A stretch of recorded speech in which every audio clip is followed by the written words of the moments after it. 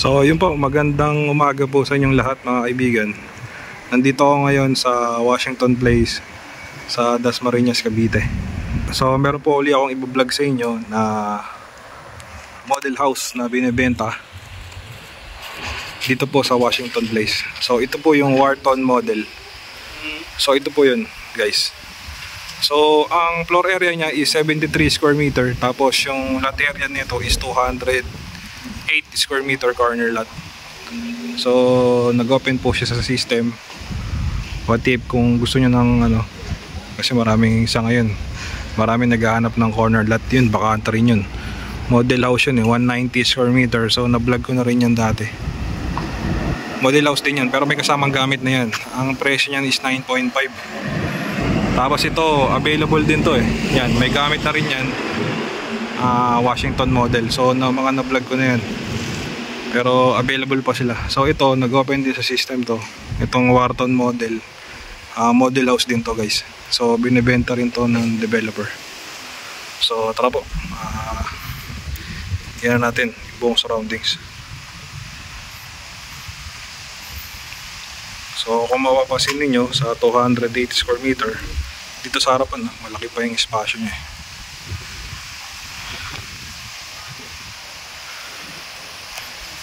Yan.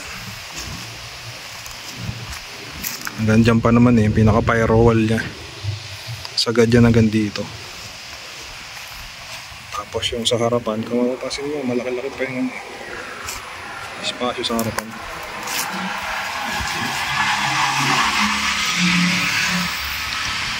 Malaki pa yung espasyo sa harapan. Ang pinakamalaking side naman yun sa pinaka corner niya. Ayan, ito ang laki.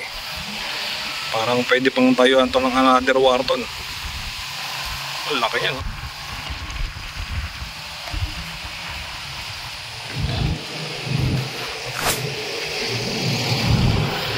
So ang laki ng bakanting space. 208 square meter kasi, kaya malaki.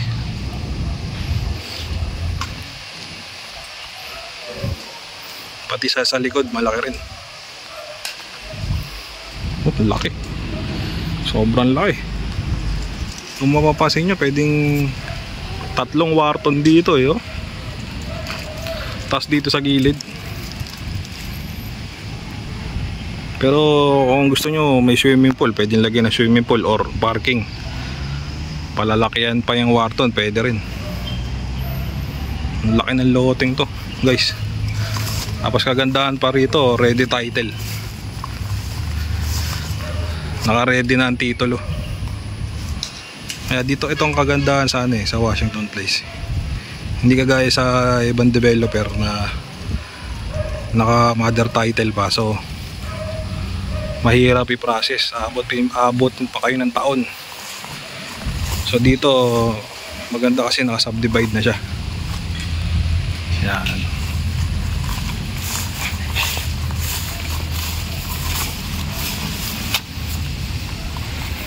Ito yung pinaka firewall nya Yan.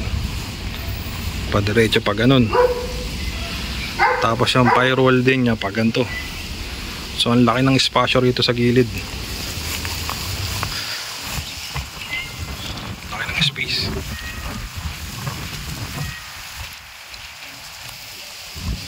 So ang lapit pa nito sa labas guys. So mamaya papakita ko sa inyo kung gaano kalapit Lalakad lang tayo. Kasi pag ligaw nyo sa dun gate na yun Tapos ang kagandahan dito, malalaki din yung kalsada nya. Maluluwang.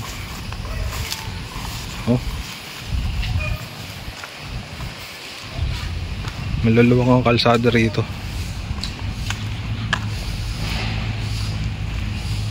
Ayan, yun ang kagandahan dito sa Washington Place.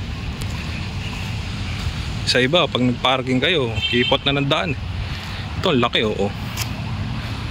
Tapos itong yung bakanting corner lot ayan sobrang laki.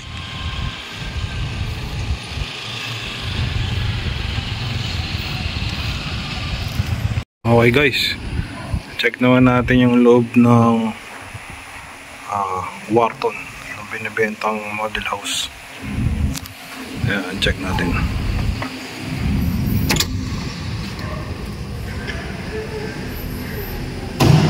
So, as you can see, naka-tiles naman po siya. Basic ceramic tiles. Ayan. Tsaka yung Warton model, kung mapapansin nyo, mas malaki yung space niya dito sa ground floor. Ayan. Very spacious.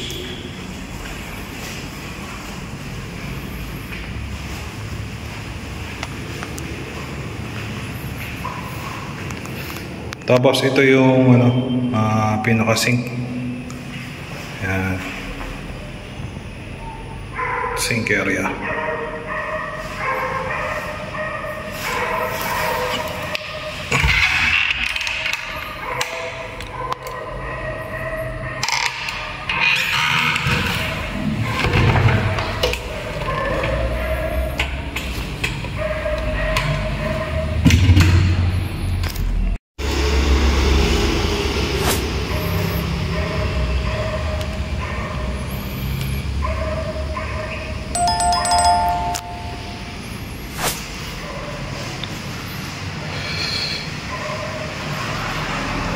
Check natin dito. Dito sa ground floor meron siyang toilet and bath. Ayan. Top body yung tiles. Tapos yung yung kalahati niya cement na.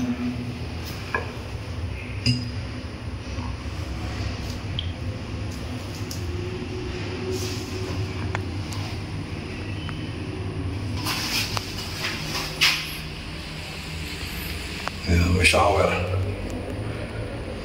Tapos may exhaust window dito.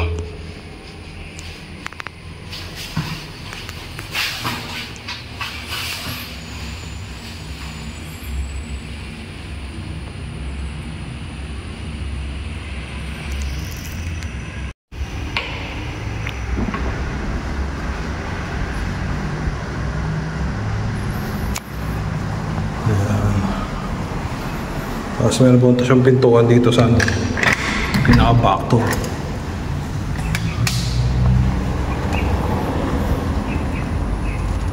Malaki yung space dito sa likod guys eh. Ayan. Kasi 280 square meter. Okay, check naman natin sa second floor. Ano siyang sliding window. Parang kitang-kita mo yung sa labas.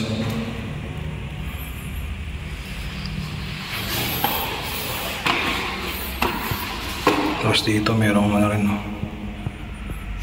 glass.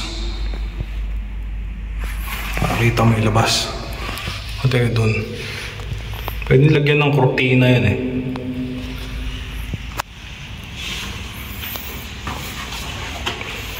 So ito guys ay dating model house. Ayan. So nakita ko nag-open sa system. Kaya kung interested kayo rito, maganda to guys kasi 208 square meter yung kanyang lot area. So ito yung another na toilet and bath sa may second floor na. Ayan. Toilet and bath sa second floor. Again, half body yung tiles na cement na yung kalahati. Tapos mayroon ding access window dun.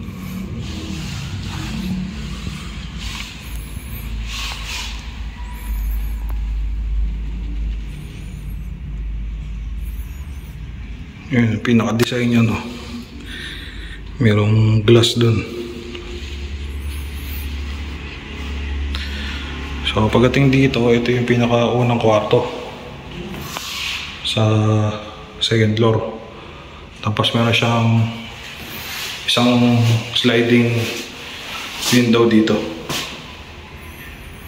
Kitang-kita yung Washington.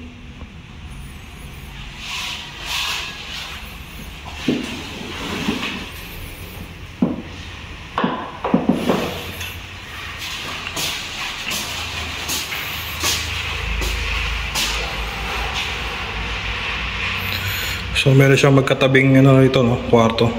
So all in all, ang bedroom ng Wharton model is 3 bedroom.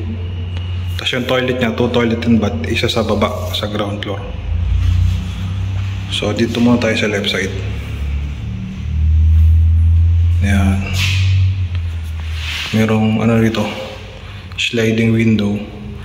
Tapos meron dong abang para sa aircon. Tapos meron ding sliding window din doon. Kung makapasin nyo yung sahig niya, po siya, vinyl. Vinyl yung kanyang flooring. Ayan. So meron din siyang access dito para sa toilet. Buksan natin, nakasarado. Balik tayo. Oh. So yun yung master's bedroom. Yun yung ginawang design nila sa Wharton Parang merong access sa hallway, pintuan, tas dito naman sa master's bedroom. Ayan. So ito yung pinaka master's bedroom niya.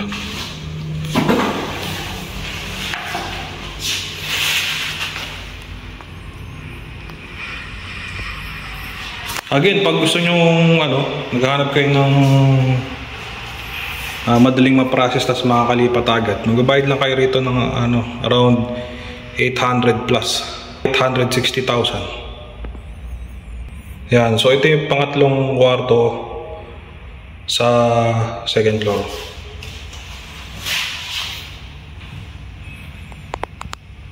Tapos meron siyang dalawang ito. Ito yung bintana, kitang-kita mo yung sa side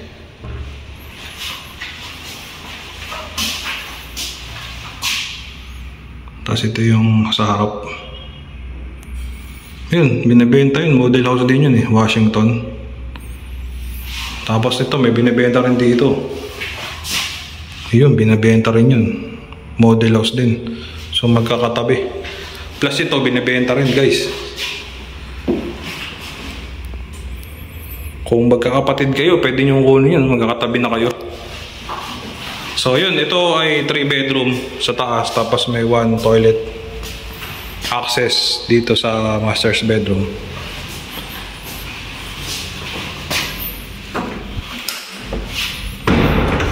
Iyan naman to aayusin pa ito ng developer once na kunin ninyo. So ipipinish pa to lahat, pipinturahan to loob at labas. Tapos kung may makitang damage, papalitan ng bago. Para pag turnover sa inyo, good as new. Tsaka kagandahan sa Washington Place, dito sa Dasmariñas, Cavite. Ang kagandahan dito, yung mga block and lot nila, o yung mga house po nila dito, naka-subdivide na po.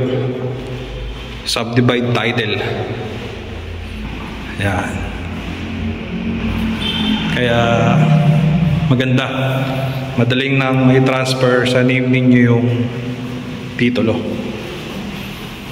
Ganda ng pintuan meron siyang silipan, kitang-kita may labas. Tsaka maganda yung pinto nila rito, hindi siya gawa sa kahoy. Hindi siya madaling anayin. Maganda yung gawa ng pintuan nila. Meron pa lock. Hindi kagaya ng ibang pintuan na gawa lang sa kahoy, madaling anayin. Yun. So i-check naman natin guys kung gaano lang to kalapit sa labas. Ayan, halakado tayo. Maganda tong binibentang mga house model dito. Kasi walking distance lang siya. Tsaka malapit to sa sa SM Mall, Dasmariñas. Tsaka Robinson's Place, Dasmariñas. Malapit din to sa mga university guys. Sa Cavite State Silang, tsaka sa FEU, Far Eastern University Silang. Malapit din to sa sa De La Salle University, Dasmariñas. Yan. Meron ding hospital dito na bagong tayo, walking distance lang din. So ayan kung makapasin nyo guys ayan yung pinaka gate, ganyan lang kalapit. Ayan, so nag-open to kasi nung nakaraan may nag-reserve, kaso hindi siya nagtuloy kasi hindi siya na-approve sa bank. So yun yan lang yung gate sobrang lapit guys tapos highway na yan, Emilio Aguinaldo Highway. Tapos ito yung itatayong condominium. Yan, ganyan lang kalapit. So kung interested kayo guys doon na bilhin yung property yon, ipa-flash ko yung aking number. Tawagan nyo ako agad para ma-reserve na natin. Kung interested po kayo doon, pwede nyo na agad yun i-reserve at mapasa inyo na ho yun yung property yun. Tapos dito meron ding access siya palabas, papasok din tuturo ko sa inyo.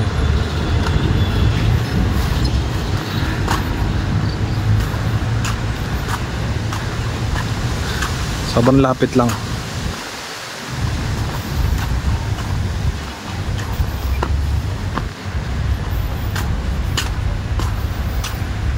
Ayan kitang kita nyo agad ayan yung model house yung Wharton. Yan. So yun po ipa-flash ko dyan sa screen kung magkano yung total contract price. Nasa around po yun 8.6 million. Tapos ang reservation ng 50,000 para ma-hold nyo within 30 days. Mapasin nyo na yung property. Pero yung reservation fee deductible naman po yun sa total amount. So yun po sa mga tumatangkilik ng aking channel, maraming salamat po sa inyong support. So don't forget lang po to like and subscribe my channel para ma-update pa po kayo sa upcoming ko pang video. Maraming salamat po kung nasa makina roon. Stay safe always. Take care. God bless to everyone.